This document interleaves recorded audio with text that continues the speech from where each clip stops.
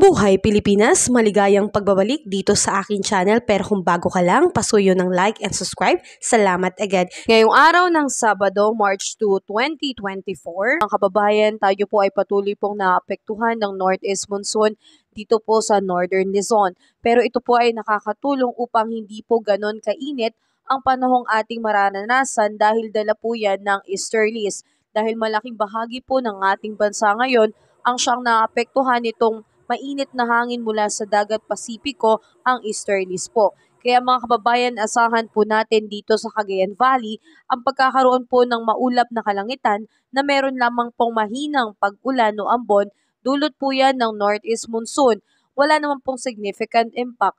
At dito po sa Ilocos Region, Cordillera Administrative Region, Aurora, magkakaroon po ng bahagyang maulap hanggang sa maulap na kalangitan na meron pong kalat-kalat na mahihinang pag-ulan. Northeast monsoon pa rin po yan, wala pa rin pong significant impact. Samantalang dito po sa atin sa Metro Manila at ilang natitirang bahagi ng bansa ay patuloy na makakaranas ng bahagyang maulap hanggang sa maulap na kalangitan na meron pa rin kalat-kalat na pag-ulan, kulog at kidlat. Yan naman po ay dulot ng easterlies, localized thunderstorm. Dahil dyan, may tsansa po ng pagkakaroon ng flash flood and landslide dahil kung magiging tuloy-tuloy po ang thunderstorm na mararanasan. Kaya ingat po tayo dyan mga kababayan. Samantalang asahan naman po natin dito sa bahagi ng Kabikulan, Northern Samar, Oriental Mindoro, Marinduque at Romblon, makakaaranas po ng bahagyang maulap hanggang sa maulap na kalangitan na may pulupulong pag-ulan, pagkidlat. Yan naman po ay epekto po ng easterlies. Mga kababayan, tayo po ay patuloy na makakaranas po